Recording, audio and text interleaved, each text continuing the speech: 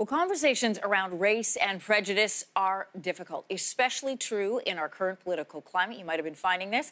That's why Rania El Mugammar holds workshops in Toronto called How to Be an Ally, Oppression 101. Her goal here is to open the discussion, teach Canadians of all cultures how they can fight oppression in their everyday lives. And she's our guest in studio this morning. Rania, thanks for being here this morning. Thank you for having me. All right, certainly these past couple of weeks have been very challenging for members of the Muslim community, but your workshop is not just about addressing issues like Islamophobia, but discrimination and racism right across Canada. Tell us what your focus is. So our big focus is to really get people to tap into their capacities for empathy and learn that we can create inclusion wherever we are in life. So looking at how our particular place in life plays into certain power dynamics and how those power dynamics shape other people's lived experiences, and then learning all the different ways that we're included along with the ways that we're excluded. One of the things that you challenge your participants to do is check your privilege. People get their back up when they hear that phrase. Dismantle some of that for us. So the big thing about privilege is it doesn't mean you didn't work hard. It doesn't mean you didn't face your challenges. It just means that because you're included in a particular way, someone else is not part of that narrative and someone else doesn't have that kind of access. So a big part of checking your privilege is learning how to leverage it. How do you take the things that you never have to think about? For example, I'm a cisgendered woman. I'm not a trans person. I never have to think about what bathroom to use. I never have to consider my safety when it comes to those things. So what does it look like for someone like me to advocate and say, hey, maybe we need a gender-neutral washroom? Because I can come at it from a place where it doesn't touch on my lived experience, it doesn't traumatize or trigger me. So checking your privilege is about leveraging it and acknowledging it without making it about your feelings. You know, I'm a good person and I didn't mean to and my intentions were good. Doesn't change the fact that we're probably hurting people. We are a mixed race household where I was raised, and there's conversations about privilege have come up a lot over the last year.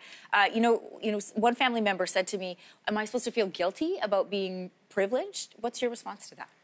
Guilt really, unless it motivates you into another emotion and action, doesn't really do anything for someone who's marginalized. The really important thing is how to take those feelings of guilt and try to create justice in the world about them, right?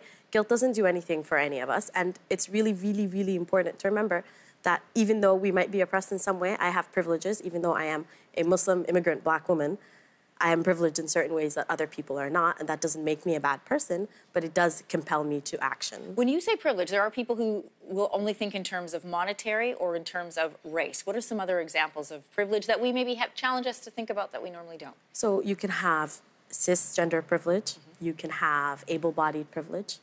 Coming here, I didn't have to think there were stairs or would I be able to access this space. Again, you can have class privilege, you can have age privilege. You can be a religious majority.